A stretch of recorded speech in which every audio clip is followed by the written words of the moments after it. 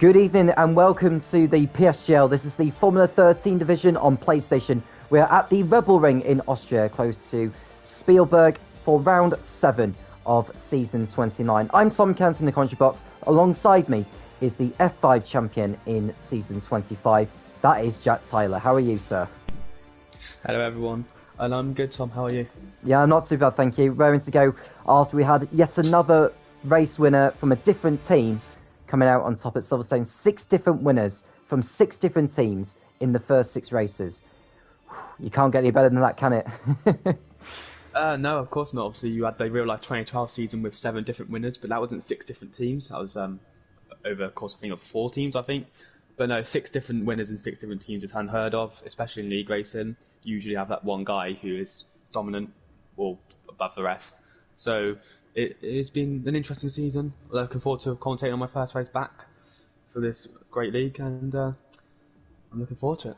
Yeah, I'm most certainly looking forward to it. And all the events that happened at Silverstone, I mean, the first 10 laps or so were rather straightforward, if I'm honest with you. It was pretty much clean racing, but after the first safety car period, due to a crash involving cameras, I believe it was, that's when all the drama very much began to unfold. And in the end, it was Dion Knoll who won out for Aston Martin, and he is involved once again tonight, which is good news. And in regards to the championship, how it all affected things, Dino, with his third place, was able to extend his lead to 14 points with that third place, but Gareth Hall's second position in the British Grand Prix has moved him onto 41 points and up to second. So you can see the gap at the top is beginning to bridge out now, but we know how much things can change in a blink of an eye. There are some things to take note of before qualifying does get on the way here in Austria, and that's for drivers with penalties to their name. So Inossia and Camrals will have 5 seconds added to their final race times for their shenanigans at Silverstone that saw neither car making it to the checkered flag. Mr. Grumpy will also be serving 10 seconds to his final race time after he went off and rejoined the track in a dangerous manner and took out Gerber in the process. He is also on the brink of getting a penalty ban now because he's on 9 penalty points and it's 10 within a 4-month period that would give you a race ban. One last thing as well is that FaZe Whitkiller is also serving a qualifying ban, so we expect him to not be setting a lap time at all. He could maybe go out and do an outlap if he wanted to, but I'm not sure if that's within the rules of the PSGL, so your memory may be better than mine, Jack. But for the drivers with penalty points to their names, I've mentioned Mr. Grumpy with 9 points. FaZe Whitkiller in the AlphaTauri has 7 points to his name, 7 penalty points that is. He is normally a reservist, FaZe Whitkiller, so he may not be around tonight. Oh, he is around tonight in the AlphaTauri. Yeah, sorry, he's a full-time driver now. He used to be a reserve, but he's now a full-time driver at AlphaTauri, so FaZe Whitkiller has got to keep his nose clean today. Other drivers with penalty points, Inossia has 5, Camrals has 4, Dion Knoll has 3, Darth CLOT, who is a reserve, has 1, and Istrai in the Haas has also got 1 penalty point.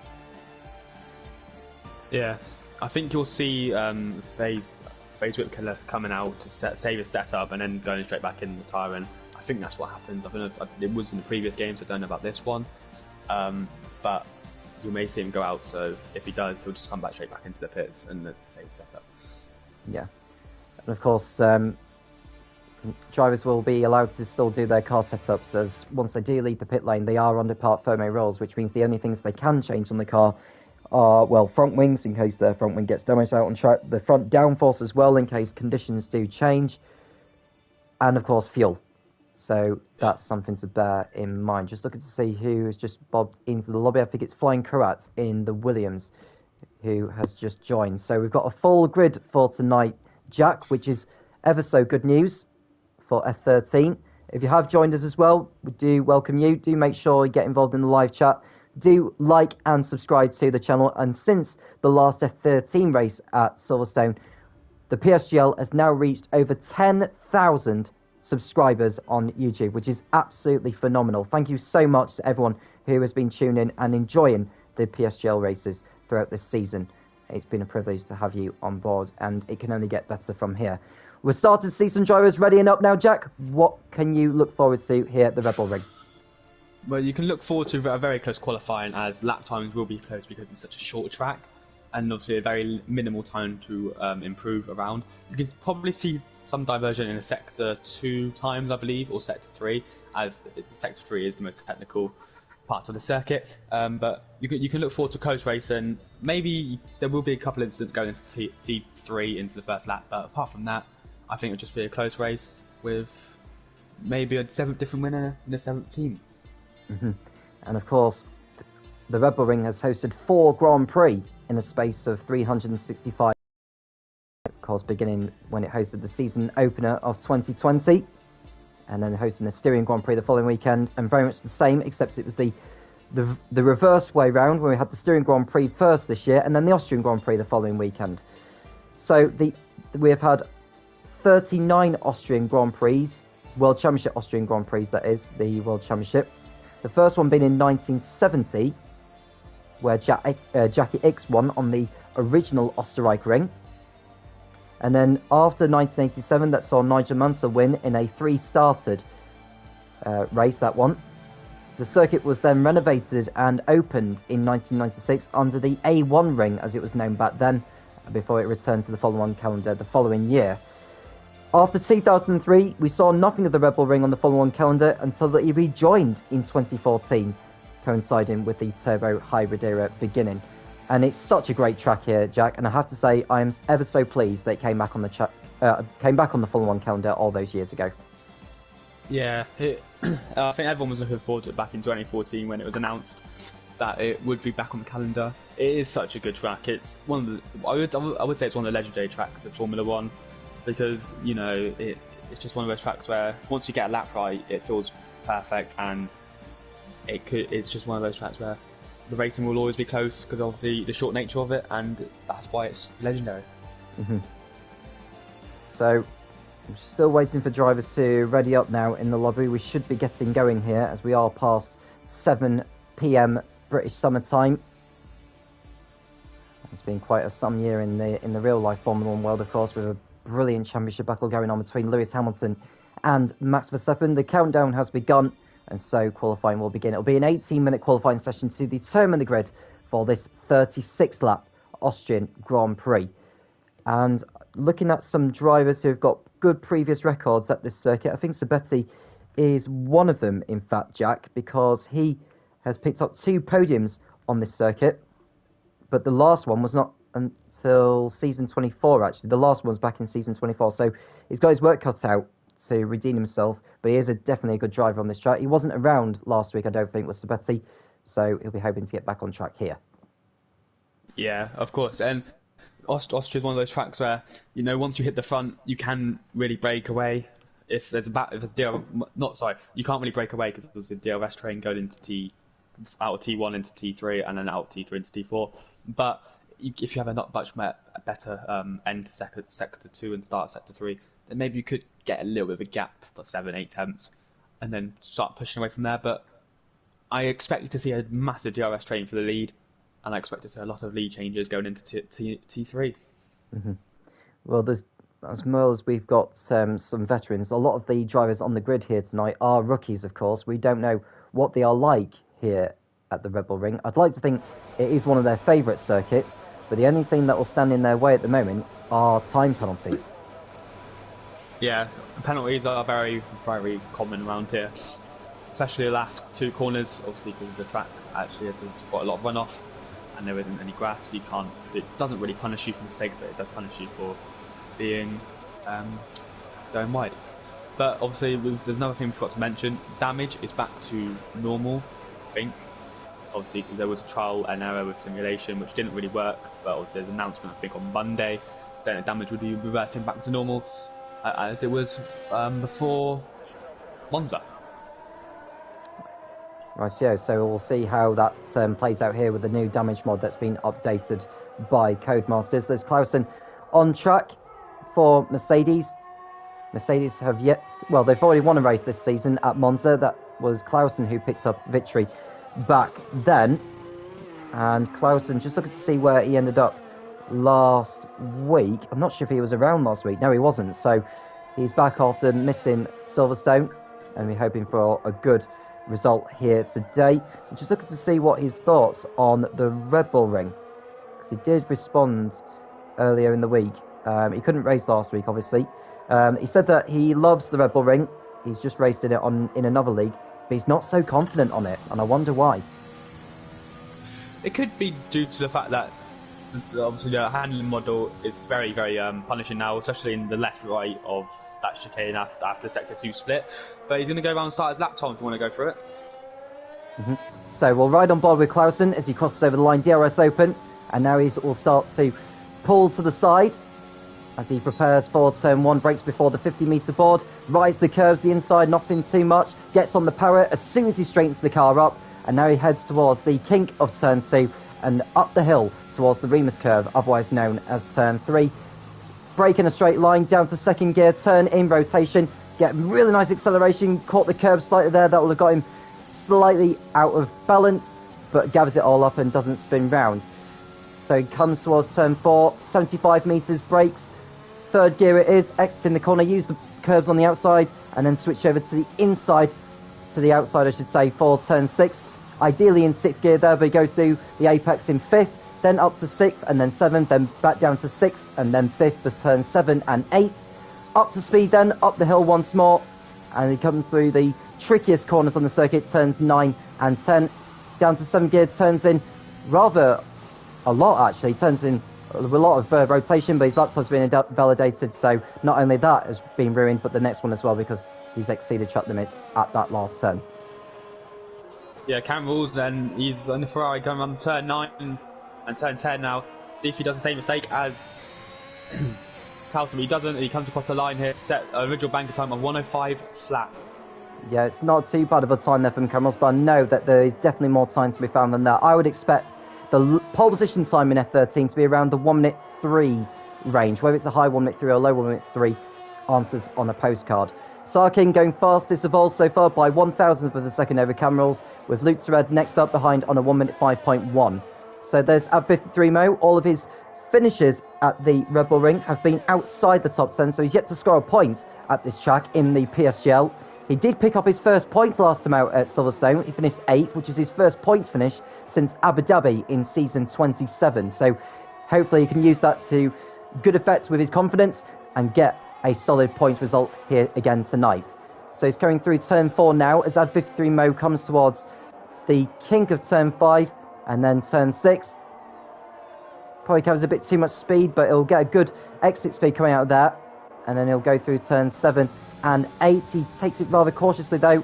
That was very nearly an invalidation on his lap time, but he may as well keep going and just get the banker up in anyway. So better going fastest on a 1 minute 4.7. So Ad 53 Mo takes it steady through turn 9 and the same through turn 10. And this should be around about a 1 minute 5, I would say. It's 1 minute 5.6. Yeah, he looked really cautious for the last couple of corners. You really want to attack them. I can gain you half a second at least if you attack them perfectly.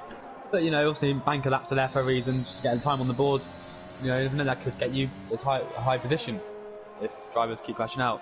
It's all about crashing. We did have our first off. It was Dan WL96 who went off at the double left-hander, where Valtteri Bottas went off famously last year. But yeah, no damage, nothing. He just went off, had a little off there. So just looking to see who else is crossing over the line. I think Mr. Grumpy may have just gone over to start a lap. We are with Joshi now in the other Alpine, who is coming towards turn 9. He hasn't been in the best of form lately though, has Joshi, but he has set some good pace so far. He did qualify on pole position for the opening round in Bahrain. He's just gone back into the pit lane. And so we'll go to someone else on a lap. We'll go to Mr. Grumpy next, because why not? Because he's at the centre of attention following his collision in the last race that saw him take his penalty points tallied to 9, which puts him just 1 away from a race ban. And of course, he's got 10 seconds worth of time penalty that will go to his time at the end of the race, whatever happens here in Austria. So he's on the medium compound. Sorry. You look like he attacked that double left-hander a bit too early there, because he turned in very early. I don't know if you saw that. You almost went too early and ended up cutting the corner a little bit. But that's each their own, I'm guessing. Took that very cautiously into turn 10. It's like he took that a little bit better. It wasn't the greatest final two, but he is on the medium compound tyre, so there's time to be improved. But 104.9 is not too bad for a medium compound. It's definitely not, but as you will know, there's definitely more time to be found as the session evolves. So Istrai is next in the Haas. There's not too many cars out on circuit at the moment, all of which have just gone and set banker laps. But I expect them to be coming in, so the lap times to be coming in thick and fast and quicker as well, with there being more rubber laid out on the tarmac. So Istrai in the Haas coming towards turn 10 now, as he rides the curves. He didn't go through turn 10 very well, if I'm honest with you, but he's crossing over the line now, 1 minute 5.2. Yeah, it looked like he lost a couple of hundredths, maybe a tenth or two there through the turn 10. But not many of these drivers are actually attacking these corners like I thought they would. They're not putting it all out on there, but I understand why. There's 11 minutes left in the session. You don't really want to retire with 11 minutes to go. Drivers will be improving, and sometimes they might lower down the fuel load, and that's when you actually properly push, go on the final lap, and then properly push that way. So we've just seen Mr. Grumpy just coming around the penultimate turn. I think he's going to go for another lap here because he's got some fuel left. Well, not much fuel, so he's got to make this count. Actually, it's a very short track. Is the Red Bull Ring, 4.3 kilometers? I believe it's 4.3.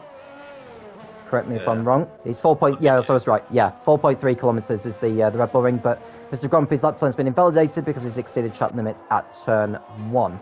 Dan is the next driver who's just started the flying lap. It was just a bit confusing how Grumpy went off for another lap, because he crossed the line with less than a lap of fuel on board, from what it looked like anyway. So that was just a bit of a weird decision, but oh well. But yeah, Dan looks like he attacked turn 3 right there. We'll see what the sector 2 split time will be as he comes across turn 4. It was a bit wide on entry, but maybe that could be a better exit. So now he's coming towards turn 6 now, and just looking to see what his second sector time will be. This could be a good reference to look at to make sure what is a good time by this point. It's 45.8, so that's something to keep in mind for later on to see if there's any other drivers that does go faster than that. We know that Dan's not the quickest driver out of the whole field, but I'm sure he'll feel that he'll want to do the best he can. He is called in as a reserve in place of Gerber, who is not around tonight for some reason that I don't quite know of. It's a 1 minute 5.7, so it's the slowest lap time out of all the drivers so far. Tomo Jr. is on a flying lap, one of the 6 drivers to win a race this season, and 53 Mo stopped on circuit. Yeah, that looks odd. Maybe he lost the car? I don't think he lost the car in that right left. Because he lost the car then, and that's a bit odd how he crashed out there. Maybe he had a collision with someone? I don't know. Well, if it was a collision, we may well have seen a penalty board come up, as Tomo Jr. does go wide at turn 9, but remarkably, the lap time wasn't invalidated, but he goes to provisional pole position. That looked really odd there. I don't know how that lap wasn't invalidated, but he also went pretty wide and lost the car a little bit, as Joshua Washi actually improved in that time. So Tom was on provisional pole for about 20 seconds, if that, maybe. And Dan has gone for another effort in the Mercedes. He was nearly half a second quicker so last time, and this lap time should put him into a 1 minute 5, maybe 1 minute 5.3. He may have lost time a little bit on the last sector, but he does go 13. A lap time so far will not be going back out on track for the remainder of this session. Now Milam in the McLaren, currently 9th fastest at the moment, but he's on a better lap, I think. No, he's not. So he remains in 9th position. Camrose is on a lap as well. Sabetti going for a faster time at the minute. He was quicker through sector 1 than before. He's 2 thousandths away though by sector 2, so he's lost time somewhere on this lap. Has the Alfa Romeo driver? Someone's off. Who's that's gone off there? It's Joshi Washi. Yeah, so Joshi, who's gone off at turn 8, is the next driver to fall foul. So that's another error there for the Alpine pilot. So yeah, that's another driver out of qualifying. It looks like the curb might have collected him there. Where he's retired, it looks like that curb, on the curb on the exit of turn 8, may have just collected him and spun him round. You know that sequence of corners is very tricky on this game, especially with the new handling model. But yeah, the provisional pole sitter out of qualifying with, I believe, 8 or so minutes, 7 minutes and 20 seconds to go. Dion Knoll, race winner last week at Silverstone, nearly half a second up from before, though he set his time on the mediums earlier. So this is most certainly going to be an improvement here. The question is, by how much? So as he enters turn 10, onto the pit straight, and it's going to be a low 1 minute 4, I believe. It's a 1 minute 4.4, so he goes third with that effort. Yeah, not a bad lap at all there. Seemed quite good when I spectated him, going through turns 9 and 10. There is time to be found, but obviously the drivers know that. The drivers are going to push to the maximum they can with about 1 minute to go. Just the times will drop. Don't worry. So Camerals has lost time in sector 2. We'll stay with him in case he does actually improve on this lap. It's a 1 minute 5.0 for... Oh, wait. And he's gone into the pits. I was just going to say, that would have been a corner cut had he just carried on. So we'll come away from him. Anyway, this is his strike in the Haas, coming into turn 4 now. And Camerals decides that he's not going to go back out again. And so 9th or lower is where he'll end up on the grid. Well, Grumpy's just gone 2 tenths quicker. 1:46 goes into P6 for the Alpine driver. Yeah, it's a better time there for Mr. Grumpy, but he knows he wants to try and go quicker than before. His Istrai is on a much better lap than before, so he could well be in the mix for a top 5 start here. Is Istrai? So he enters the... Yeah, he's cut the corner. He's cut the corner and turn 10, so that's his lap done. Don Dunks in the Alpha Tauri. I think the other Haas is also out on circuit, Sarking, who's on an out lap. So we'll stay with Don Dunks. I believe set a purple sector 1. That's what the map said anyway, but I can't be too true on that because obviously this game isn't very good for that sector times. Might just curb a little bit too much. You might have lost a little bit of time there, but seems like a very consistent lap. It's a 45.4 in sector 2, so that wasn't too bad. It goes a bit wide in turn 9 there.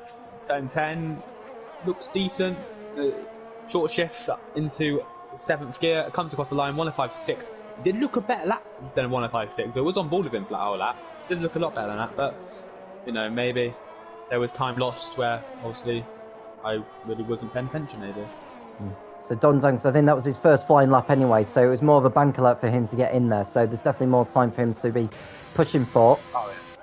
So Sarking next up in the Haas as he looks to improve on his 8th position.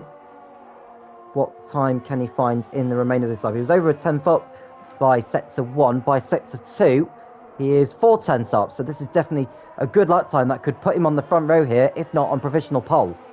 Yeah, he just needs to attack these final 2 corners pretty well and he'll be on pole position, I think. Turn 9, attacks that pretty well. Into turn 10, good sequence of final 2 corners there. He'll come across the line, this will be a 1:04 and doesn't... Only 4 thousandths off Tomo Jr. there. Close. Yep, so it's a good effort that from Sarking. Goes up to 3rd with that. It was a nice effort from him.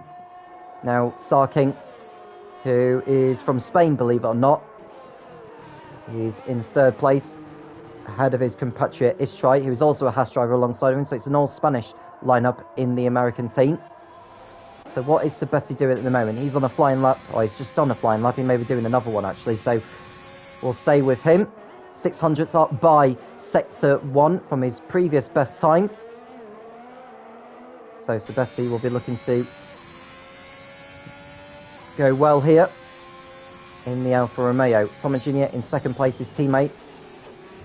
Who else is on doing a fast lap? I think Clausen is as well in the Mercedes, but it's not a faster lap time than before. I think Carlson's on an outlap. Okay, so we'll go back to Sabetti. Or he spun at turn 1. Sorry, he spun at turn 1, I think, actually. So Sabetti heading through sector 2. It was 3 tenths up from before by this stage of the lap, so this is looking good for him to sneak onto the front row here, depending on what he can find in the last couple of corners here. Turn 10 wasn't very good, to be honest with you.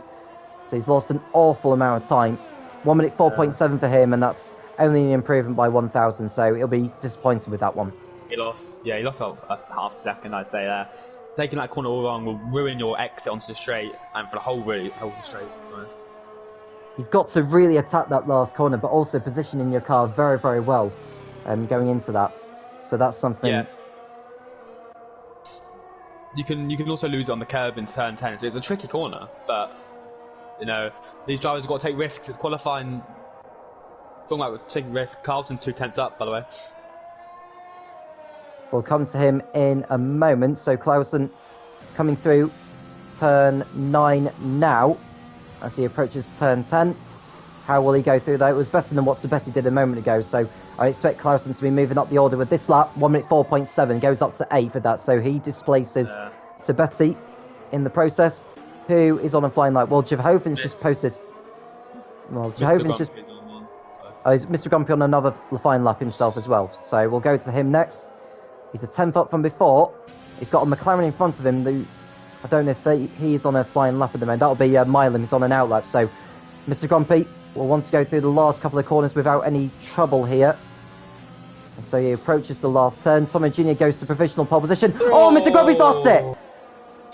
He's lost it on the curb. Yeah, that is the risk with turn 10. You can lose on the curve, especially the curves being very, very risky and very auto spinny. This trait, is he improving? No, I don't think he is. No, he's not.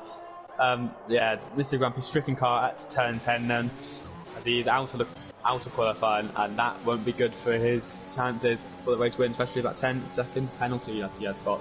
But what a lap by Tomo Jr.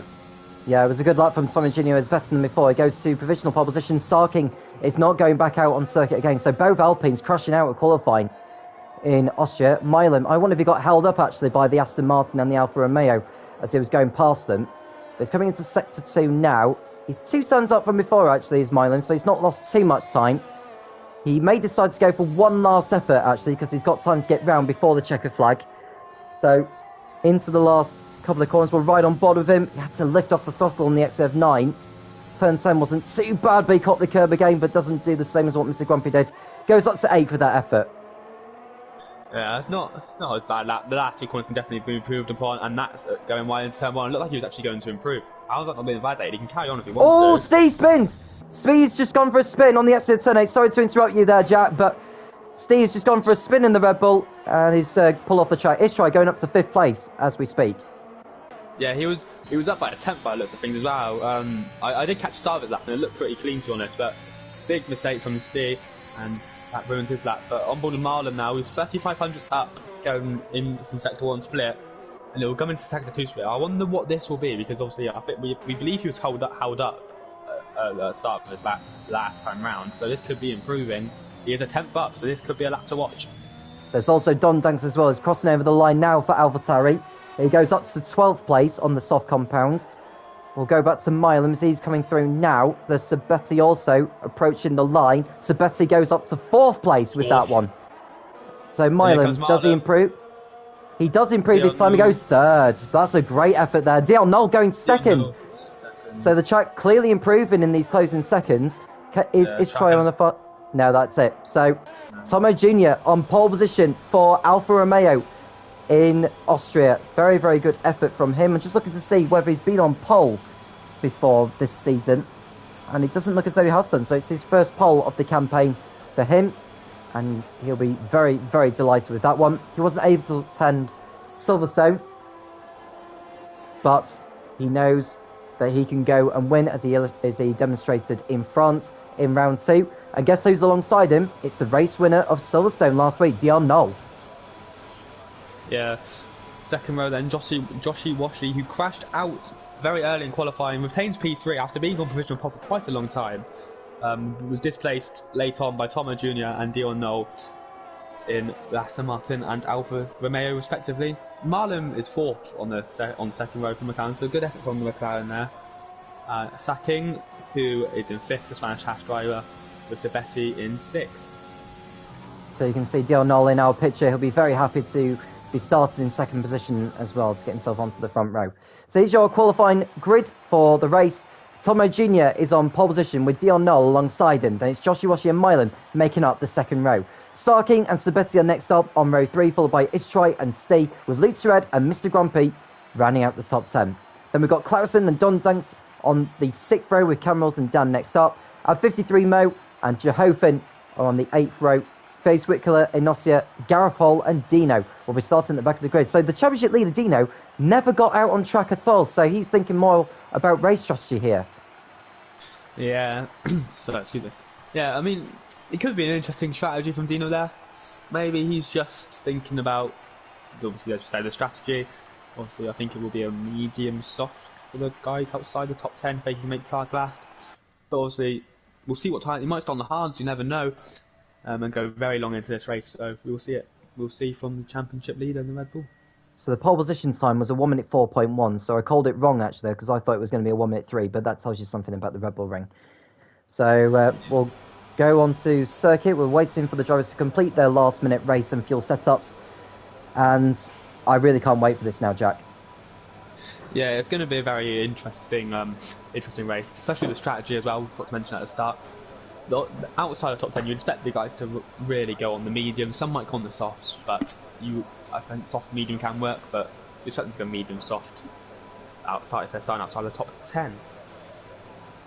So just 10 seconds away from the start of the formation lap, and then we'll take the opportunity to have a look and find out who will be starting on what in terms of tyre compounds. We know the top 10 will be starting on the softs because they all set their best times on that compound. So let's have a look now, shall we?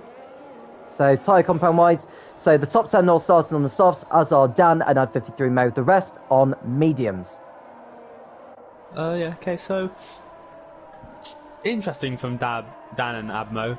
Maybe they're just thinking about the start and trying to get up into the top 11, top 10. But yeah, I thought most of them I was correct with them. I think 8 of them started on mediums, and Facebook has been disqualified, which isn't good for his race. His tyres will be cold and not up to speed going to turn 1. Of course, don't forget, there's been a few races already this season where a driver from the back row of the grid has won the race. So if luck is on his side, that could well be Dino's race, or even Gareth Hall, the top 2 in the championship. Yeah, the top 2 in the championship have been reversed then. You think you'd expect them to be up there if they're top 2 in the championship, but 19th and 20th, maybe. I don't think they both set a time actually, so maybe they're just thinking about the strategy wise. And Austria is a track you can overtake on. It's not like a Singapore or Monaco, for example, or Hungary. You can't actually overtake on this track as Tomo starts backing the pack up now, going into the last couple of corners. This might cause a bit of carnage getting disqualified. Yeah, I mean, it is back in the field up, and there used to be a rule back in the days, in the 80s, when Martin Brundle was racing. Drivers were used to be told that once the pole sitter has lined up in his grid position, everyone else needs to be in their grid spots within the next 30 seconds. I think they need to implement that rule back into F1, because if you see it in real life, it's too long. The pole man it's too long, and the tyres get cold, and it can cause quite awful starts for the pole man and front row. But as the front 2 line up, I think it's time we get racing. We very much are ready to go racing on this brilliant racetrack in the Styrian Mountains in Austria. The Red Bull Ring, previously known as the A1 Ring and originally known as the Österreich Ring. Dino takes up in the 20th and final grid position, and we await for those 5 red lights to appear in front of the drivers. Formula 13 in PlayStation in the PSGL. The 5 red lights appear in front of the drivers. It's lights out, and away we go. Dionol gets a better start than Tomo Jr. He could get on the inside as they go into turn 1 together. And Dionol takes the lead. There's contact between the Aston Martin and the Alfa Romeo, and that could open the door for the Alpine of Joshua Washington to pull alongside and take the lead here. They're going side by side through the king of turn 2, and up towards Remus they go then. Contact made between the Alpine and the Aston Martin. Joshi on the inside, but Dionol may have the high ground on the exit of the turn. There's the Alfa Romeo going off track there. That was Sabetti, but we'd still seen Joshi and Dionol going side by side. So Dionol takes the lead with Tomo Jr. trying to fight back on the Alpine. Can he get into second place? The answer is no. So Dionol leads, Joshi second, Tomo Jr. third, Sabetti out of Stee, Mr. Grumpy, Mylan, Lutred, Istray and Sarking are your top 10 so far. What a start by Mr. Grumpy and Joshi Washi. Both Alpines got off the line quite well. Mr. Grumpy from P10 got up to P6, and Joshi Washi from P3 got up to P2. I didn't really see the start. I was watching towards the back of the field to see if there's any instance towards the back of the field. But I think the Tomo Jr. went a bit wide, didn't he? Oh, sector 3. I think that's a Ferrari gone off. Camerals had went a bit of an off. But Dionol leads for first lap. So Dionol leading at the end of lap 1 with Joshi in second place. Then Tomo Jr. from pole down to third place. There's someone in the pits already. Mr. Grumpy spun. So Mr. Grumpy has spun somewhere. He's spun on the exit of turn 9, I believe. And his qualifying effort has been wasted, and that start as well. He falls to the back of the field. What I was going to say was that 2 drivers are in the pits already, Jehovin and Luke Tered. So both of them, presumably, with front wing damage. Yeah, I think Grumpy might have been hit by Steve. I think all might have done a... Oh, he spun again. His tyres are hot. It's not the greatest start for him. It was a good start, but... You know, Gareth falls up into P10. I've just realised that. The 3 medium runners are up into the top 10. And look at Gareth Hall as well, up from 19th to 10th as well in the Williams. So he's made an astonishing start. Dino up 6 places to 14th. So both making cracking starts in this one. There were plenty of drivers using the runoff area, so that would have come to their aid. had they remained on the racetrack. But Dion Knowles still in the race lead, but the DRS is about to be enabled once they go over the line to start lap 3. Yeah, it's just a bit. I think Sabetti's got front wing damage because, very minor front wing damage because he's lost about a second this lap. And Steve's you should hang on to the DRS here, which he will. Once he has the DRS, I think he should get past relatively easy. 60% ERS, no need to use an overtake. I think just hold off until the main straight because Sabetti's going to wait for the DRS, trying to defend here. So Joshi is going to have DRS behind the Aston Martin. He used it actually between turns 1 and 3, and now he's got a chance to use it before they go down to turn 4. Joshi to the inside. He thought about a move, but wisely slotted back in to make sure that they both got through the corner in single file. Oh, that was never going to work. Sorry to interrupt you there, Tom. That was never going to work. Steve went for it into turn 4 about 2 tenths back, and it was Sabetti just closed the door on him because he had the lines and he didn't expect it. It was never going to work. I think he's got damage as well because he hit the wall on the inside. Sorry to interrupt you there. It's okay. The Red Bulls is suffering horrible understeer through the corner, so I think you've called it there. I think he's definitely got some front wing damage, so that could be him coming into the pits very, very shortly. And Josh is being penalised now for track limits, so that'll be 3 seconds added to his time. Remember, go on, Jack. Sorry, and Aston Martin was just pitting as well of Ozia, and he went down the inside of Steve. I don't know why, but maybe Steve broke a bit too early. I have no idea, and broke a bit later. Yeah, it will be hard. Medium compound tyres, for Steve, and a new front wing.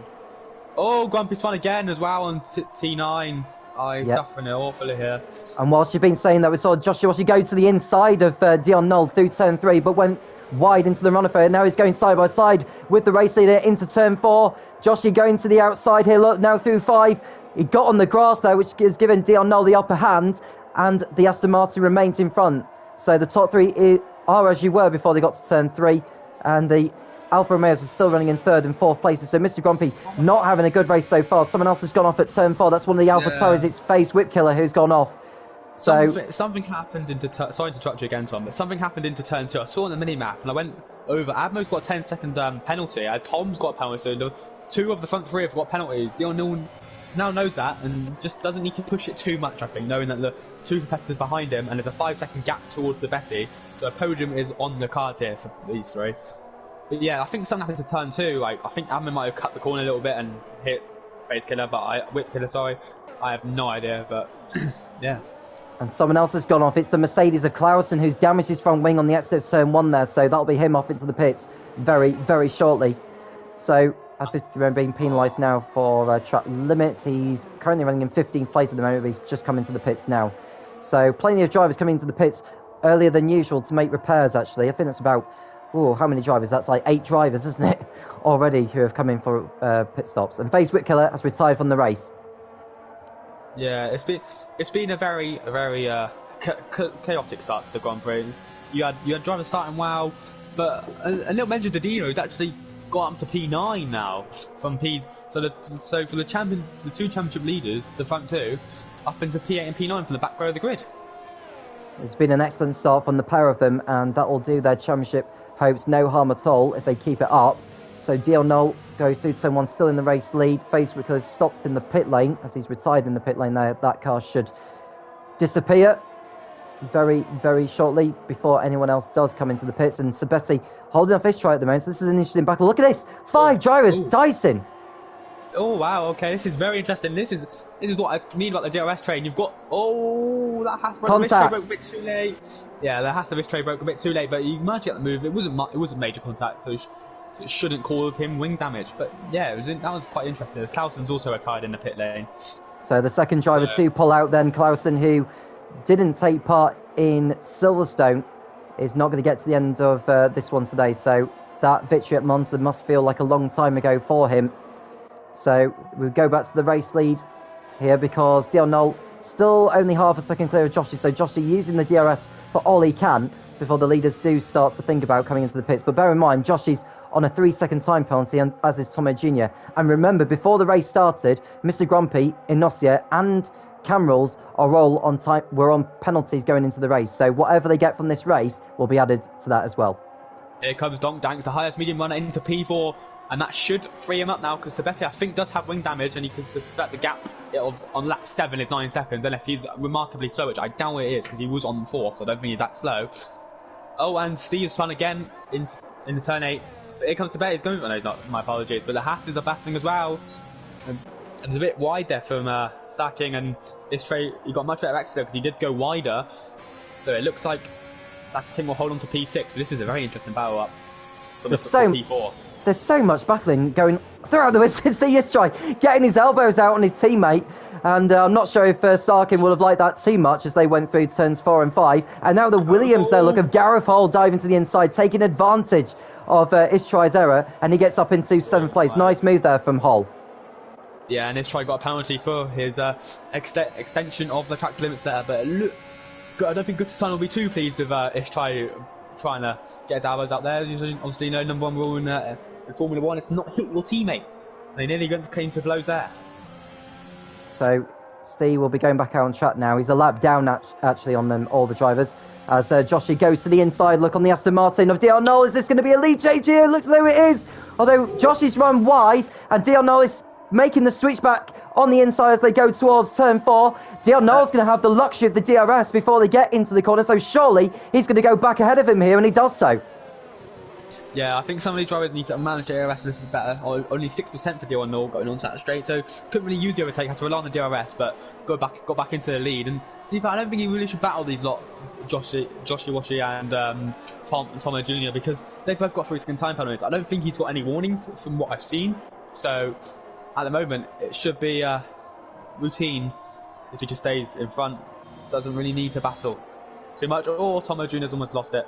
Yeah, he was lucky to get away with that, actually, was Tomo Jr., so we carry on as we are. We are beginning lap 9 now of this Austrian Grand Prix. It is going quick. It is a very short racetrack in terms of lap time the drivers do set here. So, providing there's no interruptions, i.e. safety cars or virtual safety cars, we could well get this race done quite quickly. Here comes Saking on to Betty into turn 1. Good there we move. go. Got it done. Went there a we bit go. wide there, actually. Yeah, he's run wide, and that's allowed Gareth Hall to get in on this. On the grass, would you believe it? What a move there from the Williams driver, Gareth Hall, up into 5th place by disposing 2 cars in one go, and that's despite putting 2 wheels on the grass. Yeah, what a run through turn 1 from Gareth Hall there. So 2 medium runners from P19 on the grid to P5 in 10 laps. Remarkable. Excellent stuff. And Sabetti, yeah, he was almost engulfed there by the Alfa Romeo, and the Haas there was Gareth, but he kept it all together. He kept it under control, and surely now, at this stage of the race, with him on the mediums and those on the softs, he should pull away from these guys now. Yeah, the softs will look like they're starting to go off, but they're saying that the top 3 are still gaining on the medium when they've gone dags. Maybe the top 3 are just in a different world to the rest of the grid, but they should start pulling away. But I think Sabetti does have wing damage because the amount of time he's lost to gone down to him in about 4 laps. And he'll lose a position shortly here to the Haas drivers of Istrai and Sarkin, but he's got DRS because he was behind the lapped Red Bull of Steve at the detection point. Istrai going to the inside, damage there. I don't know if there was side pod damage to the cars, there may well have been, but Istrai staying on the inside of the Alfa Romeo as they come towards turn 2 here, and now going to the right-hander of 3. He's backed out. Yeah. Oh, they have to the outside. Yeah, he's got to watch him. Yeah, he needs to watch him, and Sarkin wasn't going to make the move work. And behind them is Dino, who's had a quiet race so far, but he's come up to 9th place in the Red Bull, so he'll be thinking more about the championship at this stage as he's securing the knowledge that Gareth Hall is made of a ton of positions, and he's ahead of him. Yeah, just going back up front to the leaders. They all knew, I think we'll have, no he won't. Okay, I was going to say, unless Mr. Grumpy's going back into the pits then, maybe to a tyre. Or it's a bit wide there from Joshie Washi. He could have got a bit of a run there if turn 9, but I think Saking's just got a penalty. Yeah, Sarking with a 3-second time penalty. Cameron has also got a penalty as well. So, as we watch Dion Noel and Joshie Washi and Tomo Jr. go through turns 1, 2 and 3 for the 11th time in this race. He's gone for it. Oh, he's gone for it. Far too deep there from the Alpine. Very, very audacious there. Too quick through the corner, and that could leave him vulnerable to Tomo Jr. behind. I honestly thought that Tomo Jr. would send it on Joshie Washi, and then he completely went for it and completely misjudged his braking point. Done well to avoid Dion Noel, and I just went wide into the runoff. So It didn't quite perfect there for Joshi, and was lucky to rejoin actually because he could have got a penalty for exceeding track limits. I don't know if he got a warning by going off track there, but he's still in second place somehow behind the Aston Martin Dion Noll, who is aiming for back-to-back wins here, and a victory would most certainly do his championship chances no harm at all. So he makes his way through turn 10, and is this going to be... I don't think this is going to be a fastest lap of the way. No, it's nowhere near it, so he won't be thinking about the fastest lap, but he'll most certainly be thinking about what Joshi will decide to do in terms of pit stops. And Dan's gone off. Dan has gone off. Yeah, he's gone off at turn 8 as Dan. I was just going to say he's got front wing damage as well. You can clearly see the right side end plate has gone missing. And Dino goes past Istrai, who comes into the pits for his first stop. Yeah, so an undercut maybe to try and undercut a teammate. Let's have a look at that. We'll keep an eye on that gap. But is Josh going to go for it into T4? Breaks a little bit later. Dion parks is kind of middle. That's good defending from Dion. So Dion closing the door. No, he won't get through there, will Joshi, so he remains behind once again. And Sarking's passed Sabetti now to go up into 6th place. He must have done it at turn 3. And one of the McLarens, I think, has gone for... he spun! Joshi spun! He spun on the curb into turn 7. He spun on the inside curb. And that has cost him a chance for the win. Yeah, that's cost him... Yeah, that's cost him a bundle of time. He's going to lose 3rd place to Don Danks, no question. Don Danks goes to the inside there. Joshi was a little bit naughty, actually, from Joshi in terms of the way he moved across on Don Danks at slower speed. But he's coming into the pits now. Tom now pits, and I think he's just got another penalty. Yeah, he has. And so Don Danks comes in, and he will come into P2 as Dion Noll has pit, and Gareth Hall from 19th on the podium position. Yep, so Gareth Hall, who's yet to pit in this race, Mr. Grumpy, has retired. He stopped at the pit entry, though, which is not the cleverest of places to stop there, if I'm honest with you. That's a very strange place to stop. Unless he's retired there, which is not a good idea. If he's retired on the spot, by just simply going through the pause menu... No, I think it's crashed. Yeah, it's crashed. His left front tyre's off. Okay, so that explains it then. So, Mr. Grumpy out of the race once again. He is not having a good season. He started the season strongly with that victory in Bahrain, but things have not gone right ever since for him.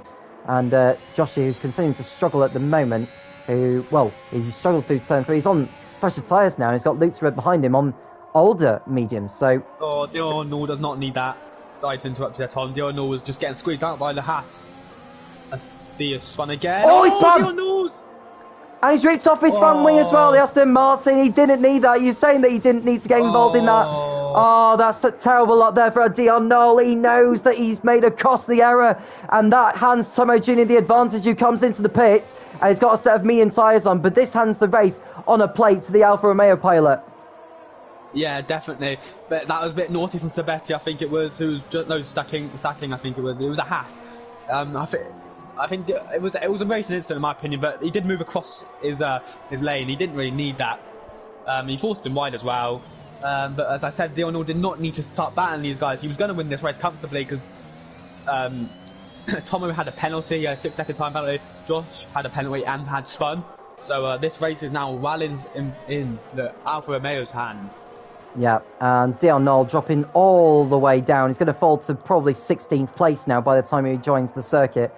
So he has got an awful amount of work to do. He's rejoined on the hard tyres, which probably won't help him, if I'm honest with you. So he's got to hope for a safety car later on. So Don Danks is your new race leader because he's not pitted yet. Gareth Hall up to 2nd. He's still not pitted yet either. But Tomo Jr., who has pitted, is in 3rd place. Dino up to 4th as well in the Red Bull. Yeah.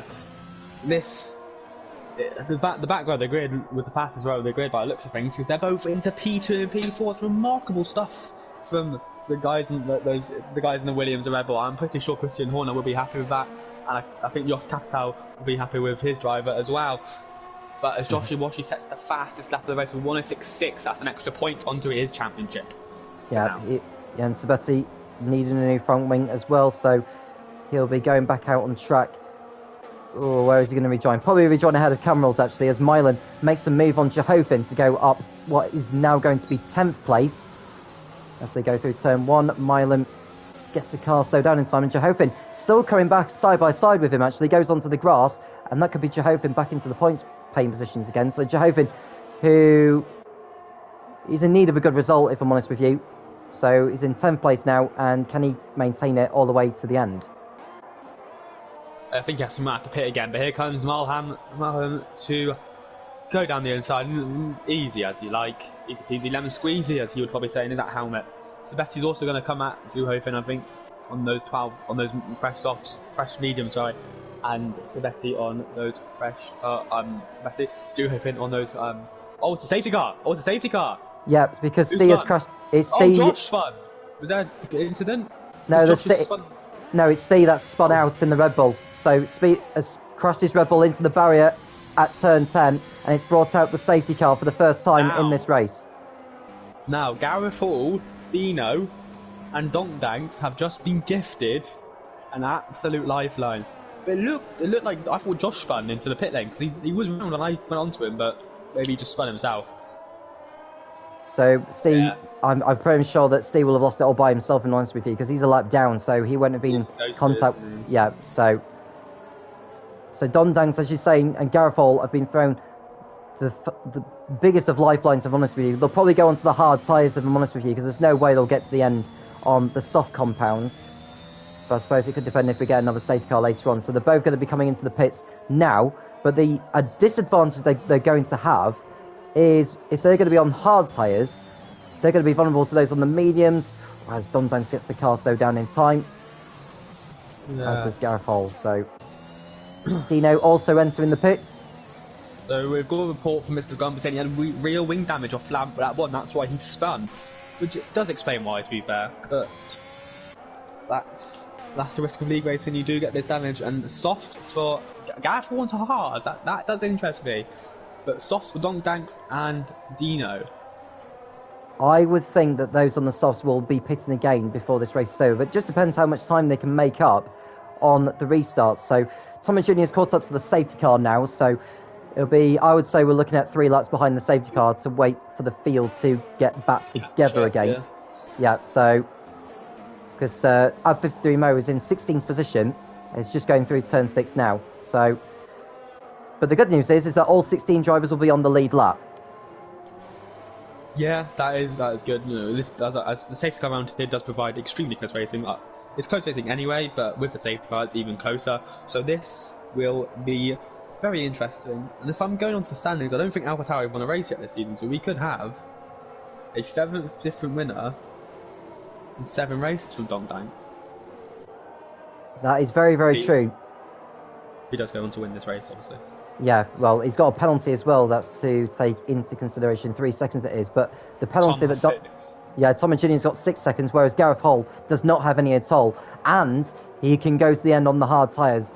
So if he can stay within 6 seconds of Tom and Junior, providing he does not get overtaken by anyone, which is going to be very hard for him to do so, because Joshua Washi's on the mediums, Dino's on the softs, as Inosia comes back into the pits to get a set of the medium tyres on. Now, he was on the mediums earlier, I believe, was Inosia, and then had to go into a hard compound tyre because you'd still need to use 2 different sets of dry compounds, at least in this race, and this is going to be his 3rd different compound in the race now. This goes on to the softs, yeah.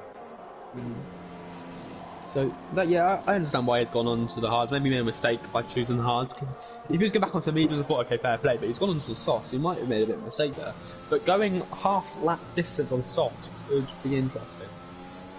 These guys have also got to keep their tyres warm as well, especially Gareth on the hard. That would be very hard to keep those warm, and I think Dion Null as well. He's been brought back into this race, so has Josh as well, but you just want Gareth now needs to hope that he doesn't get swamped by the guys behind him who are all on mediums and softs respectively.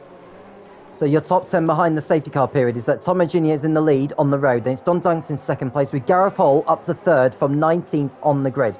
Joshua Washi is in 4th place for Alpine after spinning earlier on. Then it's Dino up to 5th from the back of the grid. Sarking 6th ahead of Sabetti. Lutered, Dion Knoll, after that collision he had earlier, is in 9th spot with Istrai in 10th place. It doesn't look as though the safety car is going to be coming at the end of this lap, so it looks like we're going to be going around one more time before it does decide to head back into the pit lane, and we'll get back underway with some green flag racing.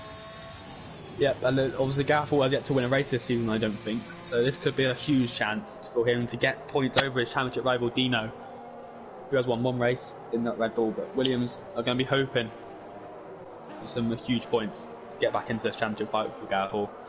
I'm just thinking, behind at the moment.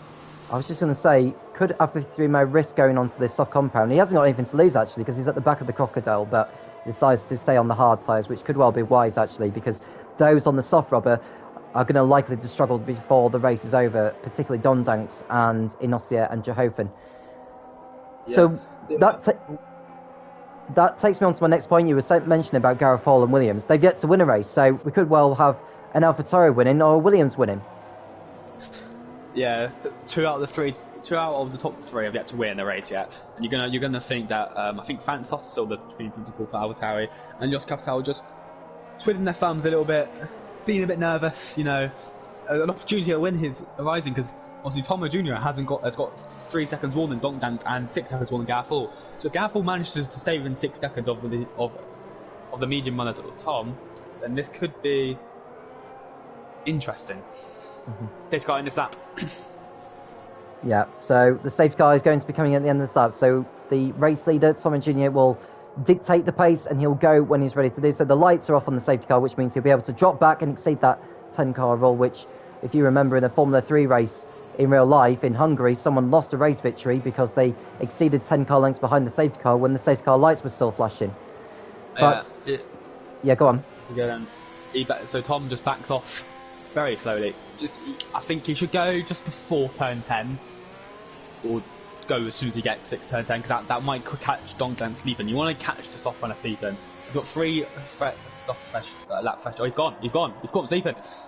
Yeah, he's caught them sleeping, and that was a good restart there from Tomo Jr. Dondanks has got an awful amount of work to do, and he's got a penalty to add to what he's already got in this race. So he's got his work cut out now as the AlphaTauri driver, as F13 Mo gets the time penalties. Watch Joshi make a move on Gareth Hall. Now it's crucial that he gets past him, actually, because Gareth Hall is on the hard compound. So the sooner that Joshi can get past him, the better. There he goes then. The slipstream, he has to back off. Maybe he's going for him to turn. I was odd, backed off there. Because maybe there's the bump that does send you a little bit wide. Gareth Hall then keeps the podium in position, but a great restart, but an awful restart for Dongdan. All went wrong for him into turn 10. Yeah, so Dondanks with an awful amount of work to do. Someone's gone off in sector 2. That's F53 Mo. He's lost his... Yeah, it's another dreadful race there for F53 Mo. He looks maybe with a half chance of getting in the points today, as he did so in Silverstone, but it doesn't look like it's going to happen today. That'll be him back into the pits for a new front wing. Probably going to a set of softs he may as well. He's got nothing to lose now, as Tomo Jr. completes lap 20 in the lead. We've got 16 to go here. He's got a 2.6 second margin over Dondanks in second. Yeah, and Gareth Hall's the only one in the top 3 without penalties, and obviously Dino's on the back as well, so fast as that by Tomo Jr., 106.1, maybe you'll expect a soft run to beat that. Not yet, but Dino's just probably going to sit back. If he's smart, things like the championship, he knows his championship rivals on hard, the slow tyre, he knows he don't have DRS going on to the next lap, and knows that there will be an opportunity to overtake his championship rival and gain points on him. But the issue is he's on softs, and Gareth Hall's on hards, the softs could be touch and go for now. But Gareth Hall's on a bit wide there. Actually, he ran very wide, and this could be an opportunity for Josh to get past him. Yeah, so this is a crucial point in the race for Joshi to get something big out of this one if he's to keep his title hopes alive. So as they go through turn 4, and there's no change there. Nossia moving ahead of this try as well. F53 Mo going on to the set of mediums. Doesn't feel that he's going to go to the end of the race. So let's watch Joshi thinking about a move to the inside into turn 7 on the Williams. And as they go through turn 7, oh, that's the Haas off, is it? Oh, he went wide, most certainly. That was Sarking who went wide there, and that's allowed the Ferrari of Luke Thread to close in. That almost looked like he was going to go spearing off into the barrier on the left-hand side. Yeah, look, he ran. I think he went onto the curb a little bit and had to save it. I'm not too sure. I wasn't really looking. I think this trade's got another penalty in a Haas, but this could get interesting. Now, DRS enabled. Donk within 3 seconds. You've got to try and close up. Tomo's actually gained a lot on the soft, which is very surprising. So Josh and Dino need to get past Gareth as soon as possible to try and push on, especially Dino. Yep, so Dino, the sole survivor in Red Bull, behind the Williams and the Alpine. As Inossi gets in front of Dion Knoll now, so Dion Knoll goes. Here we go, look. Does Gareth leave the Alpine enough space? He does so just about. It almost looked like he was going to push him onto the grass, but thankfully he didn't. Yeah, I think Josh made a bit of contact with the rear right tyre, trying to overtake him, so maybe a bit of complaints there, but nothing too serious. No, and Gareth Hall lives to fight on another day, but for how long? Because Joshi is still there. He'll most certainly be within DRS range to have a go. And he doesn't do it through turn 9. There's no way you can get 2 cars through side by side through there at this stage of the race. As Cameron Rules gets a time penalty now for track limits, and now Joshi with DRS should go to the inside into turn 1 here. Does he go for it? Oh, this could he's off. It nearly got dirted in there. There was contact, and Dino is through, as is Sarking. I don't think there was an overtaking opportunity there for Josh. I think that was just Gareth closing it off, knowing it. But here come the 2 championship rivals. This could get tasty. It could get tasty indeed as the 2 championship contenders go toe-to-toe. Williams versus Red Bull. Gareth Hull versus Dino going side by side as they go towards turn 4 now.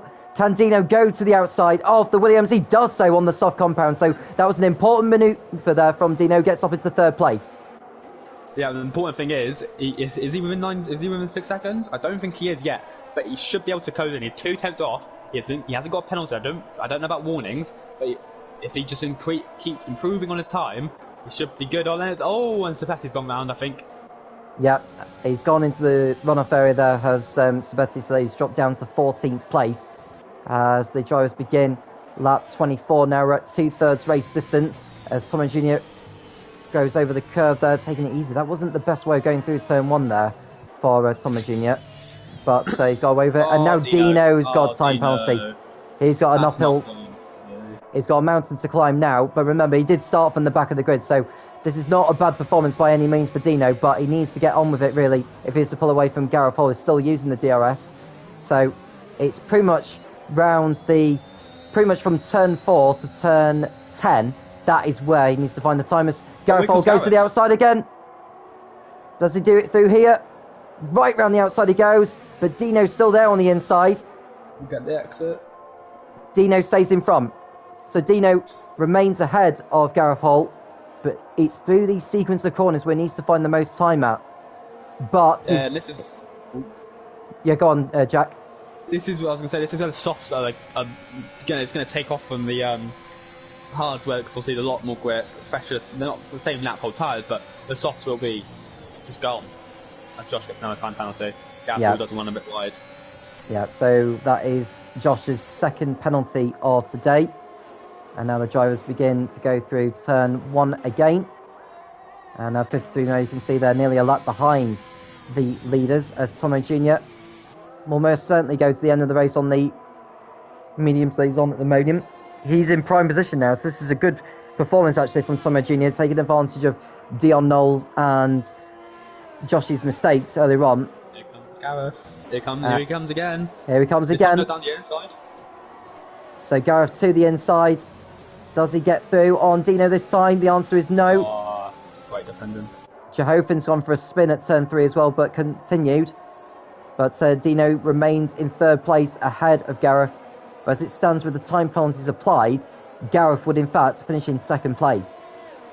Yep, yes he will, but he's got a second to gain on Tomo and 3 lap fresher tyres, so maybe he does gain, but they need to stop battling. But that back end went a little bit.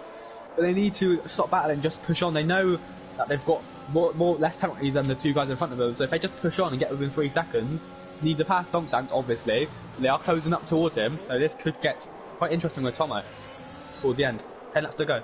So Joshi passing the Haas of Sarking, got better drive coming out of turn 1 than the Haas did. So that is Joshi surely going up into... Oh, they were just looking at the Aston Martin actually. I thought he was going to pull alongside, but no, he didn't. Joshi on the inside of the Haas as they both go through turn 3, and Joshi back up into 5th place, but also he thought, because the Haas is still there. But Josh is going to have the inside line into turn 4. Sabetti posts a new fastest lap of the race as the Alpine and the Haas continue to dice. This is great racing. This is what people and some people in some higher tiers need to look at and just know how to race, because that was good defending, good attacking, and that's how you race properly.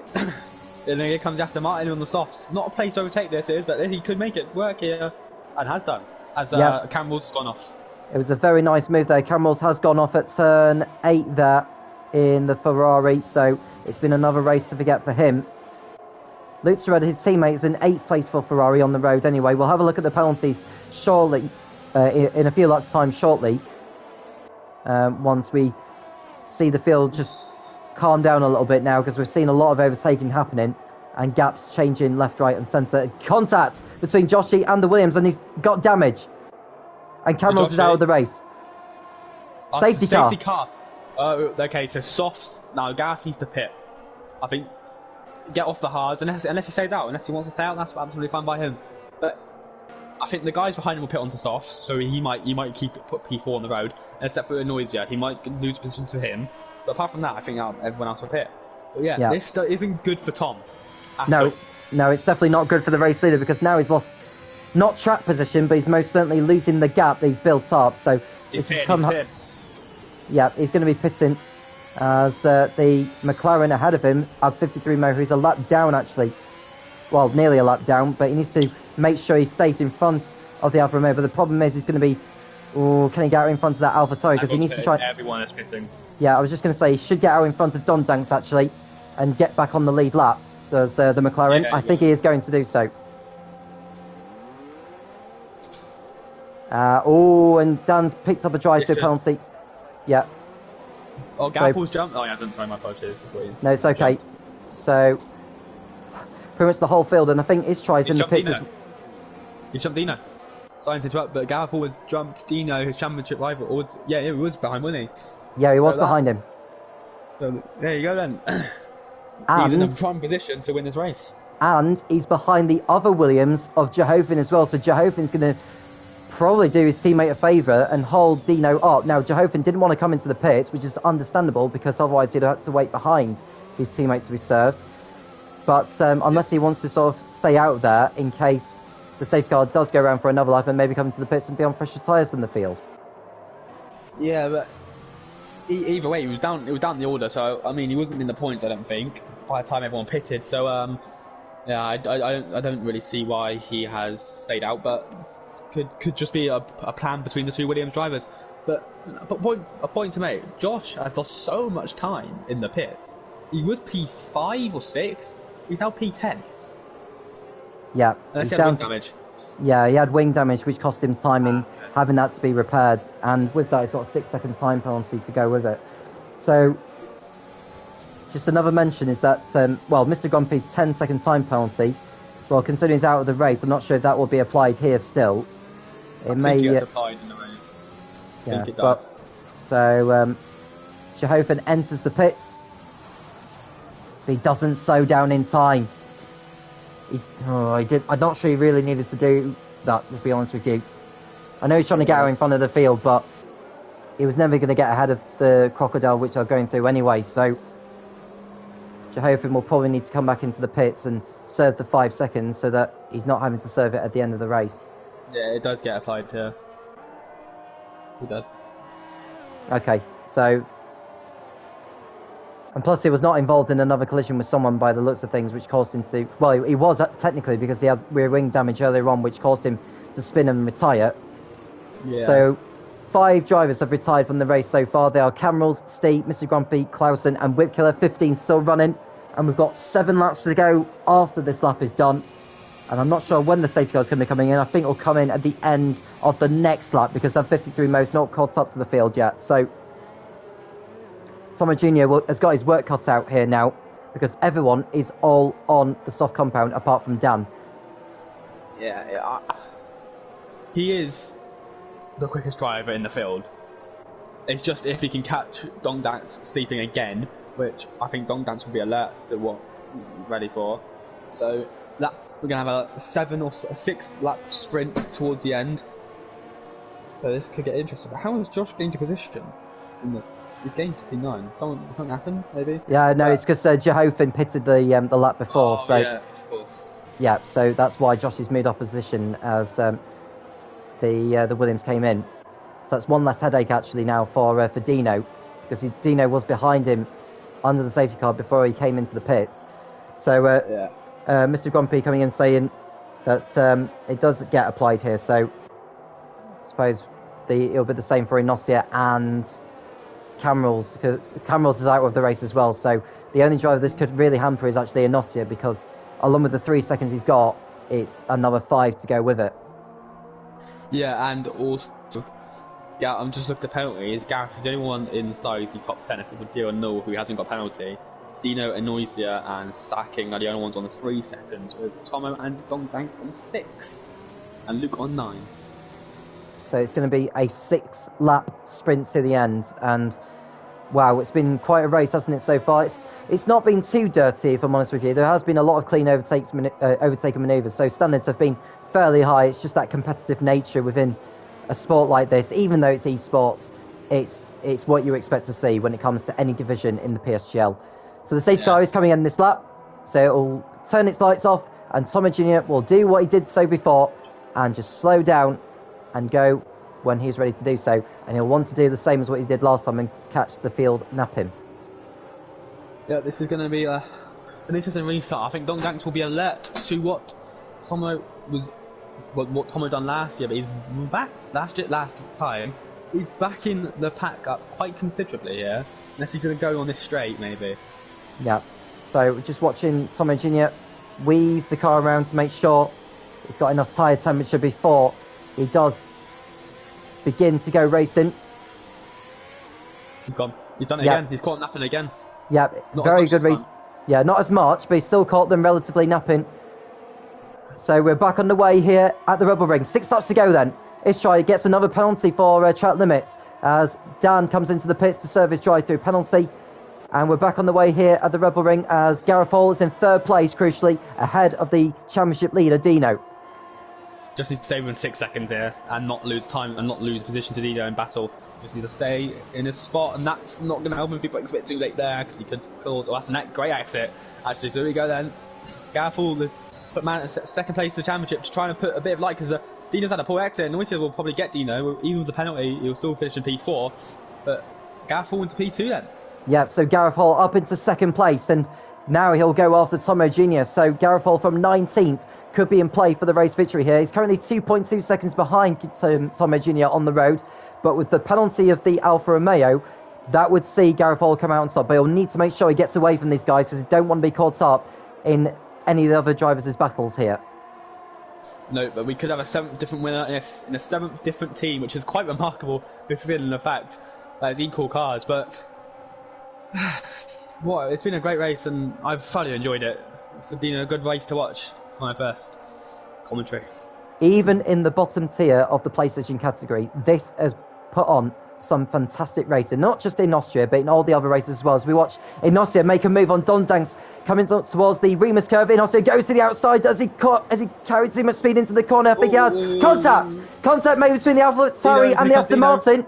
And Dino, it looks as though he's got the jump on the pair of them. So Dino takes advantage of Inosia and Dong Danks' errors, and he's gone up into 3rd place behind Gareth Hall. Now, this is going to be a very interesting climax, because if Dino can get in front of Gareth Hall and try and pull away from it, it's going to be another interesting finale to this one. So Dong Danks holding off Inosia for now, but Luke Red is right behind him.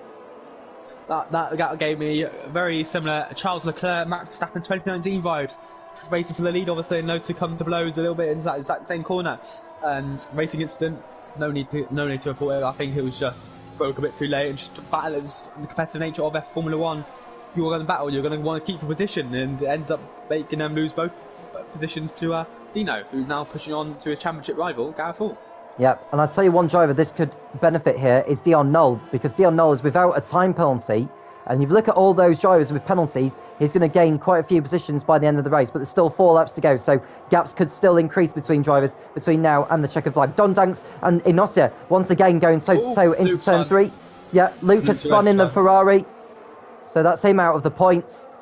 Sabetti through into 10th place also, but the race result's going to look a lot different once all the penalties have been applied. So do not go anywhere, folks, until the classification does come up after the checkered flag. So Tomo Jr. has a 2.8 second lead. Go on, Jack. Oh, Anoisia's just spun, but I was going to say Dion Null I think will finish at least P3 now, or just about there. About 3 tenths around. He's got the gap to the lead, and he's 3 seconds off. Yeah, so and Luke Surred has gone off as well. He's gone for another spin in the Ferrari. It's been another terrible day for Ferrari with both of their cars out of the points. Yeah, so Dino has got DRS behind Gareth Hall. The DRS has already been enabled, and Josh is gone from this race. Yeah, he spun. He spun at the last. Done what his Alpine team had done in qualifying. But now, what Gaffel needs, he can let him pass and not battle. So you've got 2 laps to go. And he'll probably win this race unless he loses 3 seconds remarkably. Or he can just keep it on the road and battle him, which would lose him a lot more time. So he's got to think about this smartly, because he's at the moment Williams and him are on for their first win in the season, and they will gain, I think, 6 points on Dino, which will make it 8 points going into China. Sorry. Yeah. So Sabetti's just gone for a spin at turn 4 as well, and we're just seeing the gap at the moment. 3.1 seconds it is between Tomo Jr. and Gareth Hall. So as it stands, Gareth will still do enough to take victory, and F13 has been penalised for track limits. As it stands, he would lose a position to Sabetti, so he would lose the final championship point. Dion Noel into turn 1, then he needs to get past this Haas as quick as possible, and he has done. He's dispatched Sacking quite comfortably, to be honest. Now he just needs to push on the Donk Danks, but Sacking will surely try and fight back. He's not using overtake like Dion Noel. Dion Noel only has 2%, and Sacking has 27, so this could be. Oh no, but Dion Noel's actually gained about 5 tenths there through that exit. So as it stands, Dion Noel will be on the podium. Yep, and he could possibly finish in 2nd place, because if you look at the gap between himself and as it stands, he's 5.5 seconds behind him. So Dion Noel would finish 2nd. So Tomo Jr. is not only going to be losing the race victory, but possibly second. He could be off the podium. Yeah, he could be off the podium by the end of this race. But he's got over a lap to pull out enough of a margin to keep his place on the podium. So Tomo Jr. is about to start the final lap, and Milam's gone. This could be. Milam has spun. Yeah, but this could be 4 qualifying laps from Dino, Gareth and Tomo. And Dino's going to go past Gareth. Does Gareth battle this? He does battle this. This could cost him key time, huge time here. As Donk Danks hasn't got DRS and Dino will have DRS. Will he push it? I don't think he should. Gareth got past, back past Dino. This is going to cost him so much time. And Tomo Jr. will love this. He's gone wide. Yep, he's gone wide as Gareth on the exit of turn 3, and the Red Bull is going to go back through on him. So with these two battling for position, this is going to play into Tomo Jr.'s hands as we watch Dion Noel go to the inside of the AlphaTauri there of Whip Killer. Or is it Don Danks? Sorry, it's Don Danks, I should say. Brilliant move there from Dion Noel. Excellent manoeuvre there. So we go back to the race. Yeah, so Tomo Jr. on his final lap will lose the race victory to Gareth Hall, but he should do enough, I think, to keep his place on the podium. So Tomo Jr. coming round the penultimate corner and the last corner. He's going to cross over the line, and we'll wait to see where he ends up. He won't win the race, but it's Gareth Hall who's going to become the 7th different winner from the 7th different team to win in F13 in season 29 in the PSGL. Gareth Hall wins the Austrian Grand Prix. Tomo Jr. drops to 2nd with the time penalty applied. Dion Noel is 3rd for Aston Martin. Dino's 4th for Red Bull. Sarking 5th. Don Danks finishes in 6th place. Istrai 7th. Jehovin, oh no, I think Sabetti's moved up to 8th actually, unless I'm mistaken. Jehovin 9th, F3 Mo 10th. And they've got Dan, Inosia and Lutzered, the last of the finishers. What a brilliant race that was, Jack. Yeah, what a race. And Tomo Jr. losing out on the win by a second. It's cruel. That's Formula 1. Dino losing out on the podium by 2 tenths of a second. Which means I think he loses 8 points. Yeah, 8 points on his championship rival, which makes it 6 points going in to China. And what a championship battle we have on our hands, Tom. Yes, absolutely. And we watch Gareth Hall dance his way onto the podium, would you believe it? And to be honest, that's a fine celebration, it has to be said, for the American. I believe he's American anyway, unless I'm mistaken.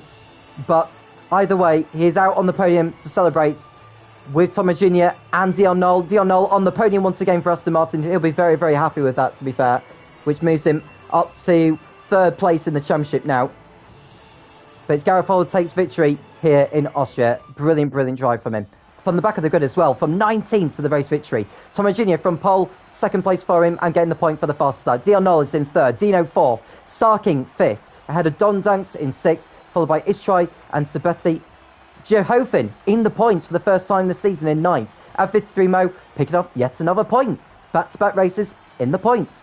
Dan in 11th for Mercedes, followed by Inosia and Lutzered in 13th position. And the last of the drivers who crossed over the line. Milan, 14th, crashed out. Joshua Washi, 15th, also crashed out. Cameron Rolls was not classified, neither was Stee. Mr. Grumpy, Clausen and Whitcoller also didn't make it to the checkered flag. So Gareth Hall picking up 15 points and Dino picking up only 6. That's a 10, I think that's, what's that? Yeah, it's an 8-point difference. You recalled it there earlier, Jack. So the gap at the top has come down to 6 points going into the next round, which is in China.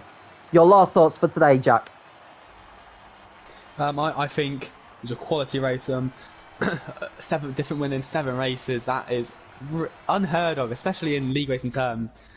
As I said earlier on in the stream, you usually get that one person or couple of people who are always above the rest, but it's a really close field, I find, and I'm really happy that I managed to. I'm able to commentate on the rest for the rest of the season. I'm looking forward to seeing the championship battle, and it's a good race. It was a great race, and I'm very much looking forward to China next week. Yeah, China should be a great encounter for the drivers. A wide circuit as well, with plenty of overtaking opportunities. So that is something most certainly to look forward to. That is all for today, folks. Thank you for joining us. Make sure you do like and subscribe to the channel. Be amongst the over 10,000 subscribers who have tuned in. I mean, it's been quite a ride, actually. Since the start of the season, well, at the beginning of the season, it was like over 3,000. Now we're at over 10,000 in the space of 6 to 7 weeks. So it's absolutely sensational to see the numbers rise so highly. That is all for today. Just looking at the schedule, because we know that there's the PC F1 race going on right now. So do make sure you tune into that if you want to see how the likes of Jake Benham, Jarno Opmeer, Lucas Blakely, Cedric Tomei get on, all those guys in there. Of course, George Morgan in the commentary box for that. There's also the F12 PlayStation race at 8 o'clock. That's right now, actually. They're about to begin their race. So do tune into that if you want to. On Sunday PM, as well as F7. And at 8 PM, it's F1, 5, 6, and 8 on PlayStation. So that's all the races for the Austria over the next few days. So if today's race is anything to go by, do make sure you tune into all those events over the course of the next few days. Jack, thank you for joining me in the commentary box. We can't wait to see you again for China next week. And as did I've enjoyed it today. And at the end of today, we've picked up our 7th different race winner from a 7th different team. And it's lighting up the championship massively. I'm Tom Cairns, he's Jack Tyler, and we'll speak to you again soon when the PSGL returns.